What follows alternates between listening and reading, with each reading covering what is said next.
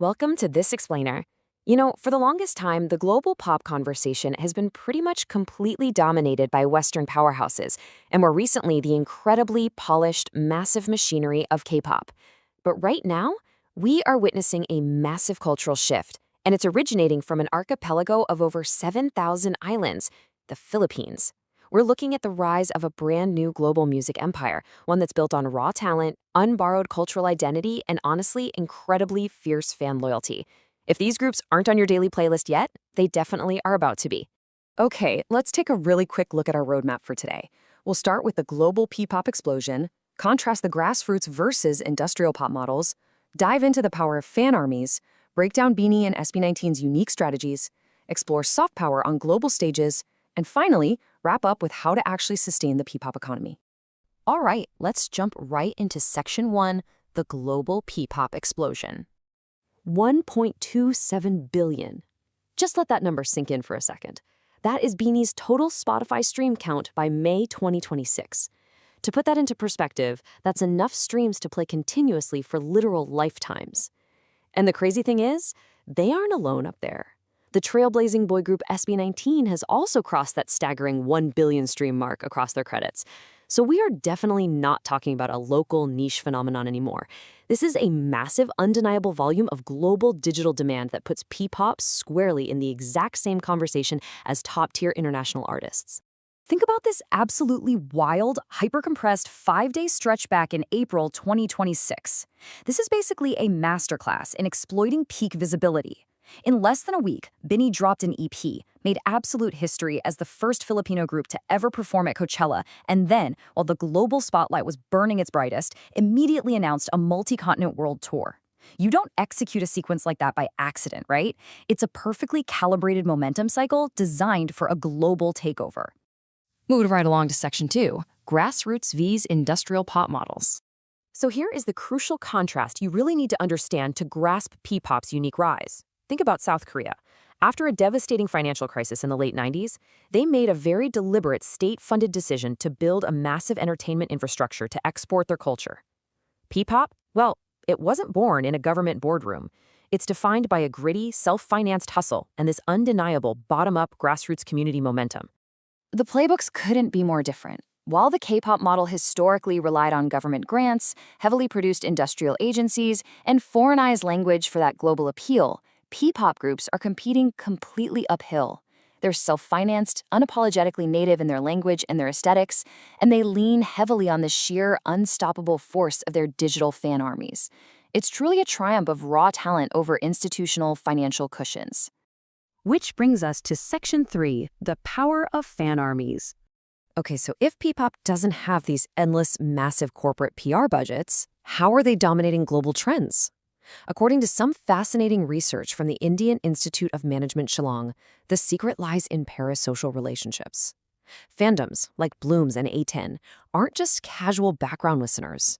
Things like premium promotional items, think collectible photo cards, they foster deeply emotional bonds between the fans and the artists. And that intense emotional attachment, that is the true currency fueling those billions of streams.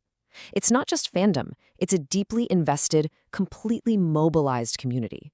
I mean, we're talking about fans who essentially operate as self-sustaining, highly organized digital marketing agencies.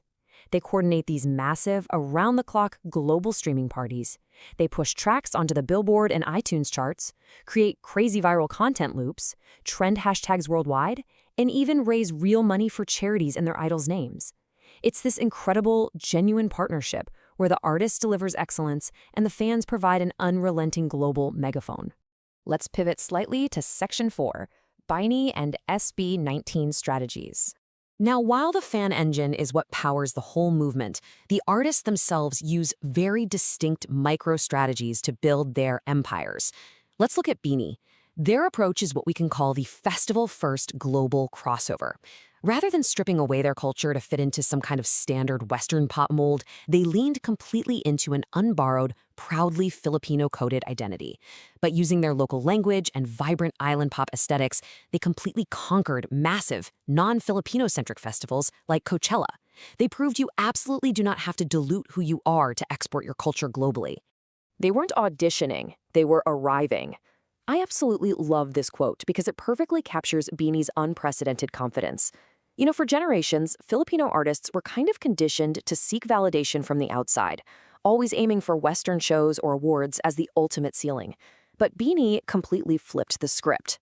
They built a massive, devoted foundation at home first, meaning that by the time they stepped onto the global stage, they were cultural trailblazers already operating at the very top of their game.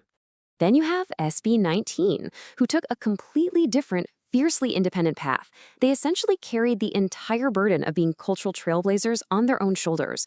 They went so far as to form their very own label, 1Z Entertainment. And by doing this, they proved that you really don't need a massive capital city entertainment giant to generate and sustain global demand. They are literally building the industry themselves from the ground up. And the cool part is, SB19 isn't just focused on their own streaming numbers. Pablo from the group hit the nail on the head when he talked about this. They see their music as the tip of the spear for an entire cultural economy. They're not gatekeeping their success. They want to export the entire Filipino experience, the food, the TV shows, the whole lifestyle, effectively pulling the global spotlight right back to their home country.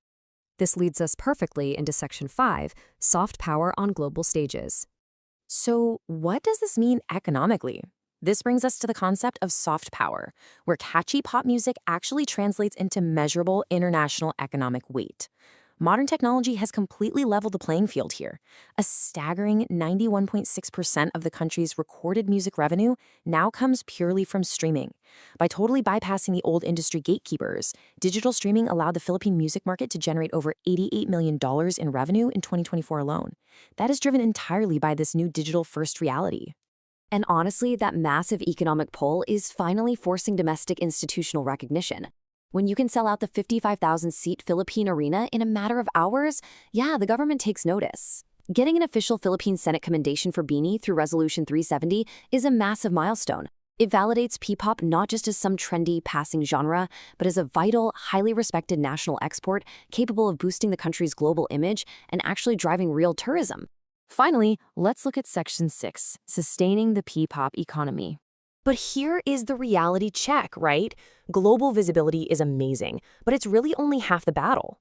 The industry is currently experiencing an explosive 17.9% year-over-year revenue growth. That makes the Philippines the second fastest growing music market in all of Southeast Asia.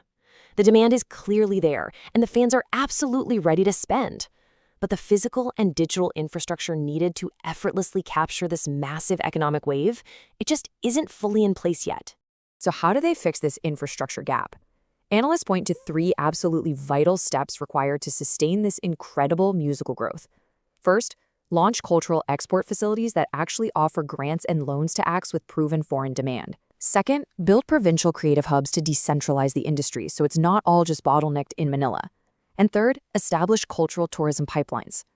The ultimate goal here is to seamlessly integrate Ppop tours with national campaigns like Love the Philippines. You want to transform a one-time international concert goer into a lifelong consumer of Filipino culture and, frankly, a future tourist.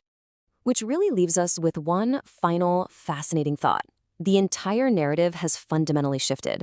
When you combine raw, world-class talent, highly organized fan mobilization that shatters billion stream records, and a deeply authentic cultural story to tell, Ppop has evolved from an underdog local trend into an incredibly ambitious global force. So the real question isn't if the Ppop empire is going to take over, it's whether the rest of the world is truly ready when it does. Thanks so much for tuning into this explainer.